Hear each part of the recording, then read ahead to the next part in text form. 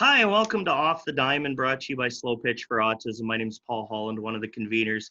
Today, we're doing a brief little interview with the man, the myth, the legend, Chase Tippin. How you doing, Chase? Tired. Yeah? Super tired. What have you been keeping up to during lockdown? Well, now that the gyms are closed, I've had to create a little gym in the spare bedroom. But other than that, just work, man. Tons of Well, work. I understand entirely. We've all been doing that. Yeah. You're a two-sport guy, hockey and slow pitch, right? Yes, I am. So this lockdown and this shutdown must be doubly hard for you then. Uh Around now, I don't know, trying to explain to people, I don't really play hockey or anything in the off season. Once the season's done, my gear just sits in the garage and collects dust and mold pretty much. So my summers are pretty much just hockey or just ball. So it's been a little hard, but I mean I haven't even swung a bat, to be honest with you. Have you taken up golf yet? No, so I mean I've been golfing since I was like 7 years old. It's like a huge family thing for us. But I mean, now that my grandparents and stuff are older, they don't golf. But it's funny, like all my buddies have been out golfing, and every time I'm like, oh yeah, let's go, they're like, oh, I gotta work. And then when I'm working, they're out golfing, so I'm like, I'm just ready to just give up on it for the summer. Yeah. So instead of doing the bomb shows this year, you're gonna be doing the long drive Sure. competitions. Is that how it's working? I have a wicked slice, so the long drive competitions aren't really going to do too well. Sounds like your golf swing's about as same as mine. Mine's not pretty, I'm, let I'm me a tell short you. I'm a short game guy. Oh, okay. So par three Yeah, courses, eh? absolutely. Seven iron and a putter, I'm good to go. There you go. So you've played a bunch of our SPFA tournaments in the past. What was it that drew you to SPFA in the first place? To be honest, I had never even heard of it until Rob Gamindel asked me to play in a tournament in the beach the one time. He explained everything to me, and with my niece being autistic, I mean, obviously it was something that I wanted to look into and stuff. So just started doing that. It's a little bit different, like you go from playing a higher caliber of ball, and then you want to step down there, and realistically, I'm there to have fun, you know what I mean, and we're trying to raise money and awareness for certain things. So the competition level is still there for certain people, and some people might take it a little overboard with stuff, but it was something that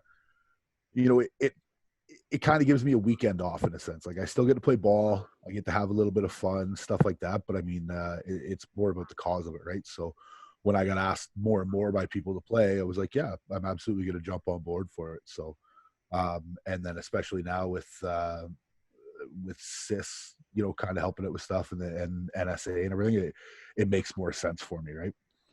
Yeah, absolutely. Our just so everybody's clear, our partnership is with NSA. We don't have an official deal in place with SIS. Yeah. They are two separate entities.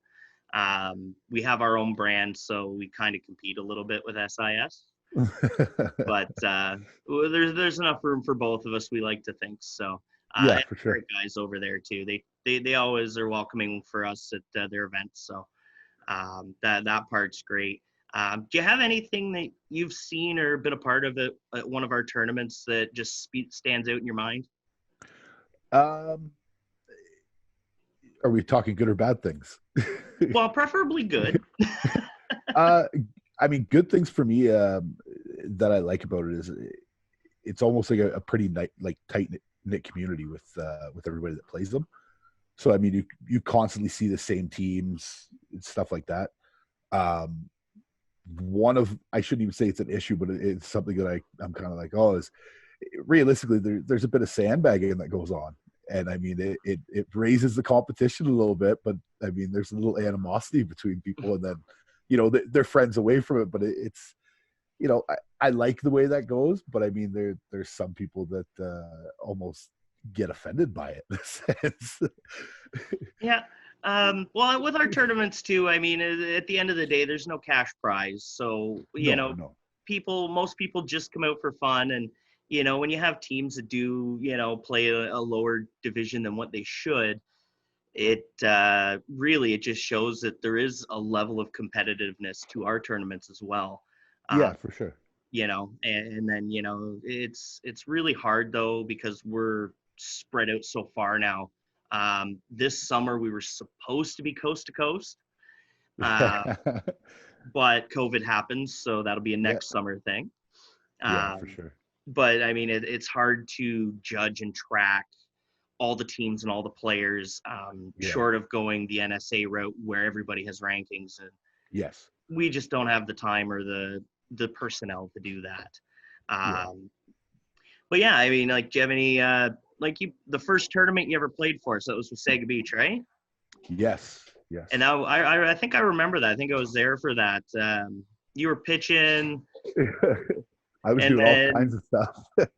everything that got pitched to you, you hit like 500 miles, I believe. The funny part about it was nobody explained to me the home run rule. So all of a sudden one of our guys got up and hit one out, and I got up right after him and hit one out, and they're like, "You're out," and I was like, "What are you talking about?" And they're like, Yeah. only he can hit home runs," and I was like, "Well, that kind of puts a damper on what I wanted to do today." But yeah, so, that rule has been adjusted since. That was when we first started out. We were using the DH rule. yeah, Now it's just I think it's +1 that we go with. So yeah. so that's all right. I know you've been a part of the bomb show at NSA Worlds for the last couple of years, and I don't know if Rich talked to you about our Tournament of Champions and us putting on a bomb show. Is that something No. you'd consider? Absolutely. I mean, yeah, I think that'd be a good time. Good. We're not going to give you the launch balls, though. We're just going to regular hot dogs. Hey, they still go out. Yeah, that's true. All right, so let's just take a second here. Let's fantasize a little bit. If you could play a slow pitch game on any diamond on the planet, where would you play? Fenway. Fenway? I'm a Red Sox fan, so You just want to see if you can put over the monster, eh? if I could get a ball up that high, yeah. I know I could pop up to the infield that high, but I don't know if I can get one out that distance. Are you a lefty or a righty? I'm a righty. Oh, okay. So yeah, that'd be right up your alley then. I know. A short porch, but a little bit higher than it should be. Yeah. So what do you have planned for the future, man? Well, right now I'm in discussions with another team in the States to play a couple games. I'm not gonna return back to Watertown. I'm gonna go to Port Huron. I got some buddies there that for the last 2 years have been bugging me to sign there instead. So gonna do that. I mean, in all honesty, I'm 50 minutes away from 700 career penalty minutes. So I mean, once I hit that 50 minutes, that might be that's probably where I'm going to draw the line. So, but other than that, man, it's just work and ball and stuff like that, and try not to get too old too quick. Yeah, I hear you on that one, man. I think we're all trying to do that. Yeah.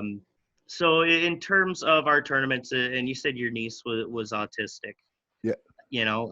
What do you feel like in regards to our tournaments? Like, do we do a good job of representing your niece and other autistic people?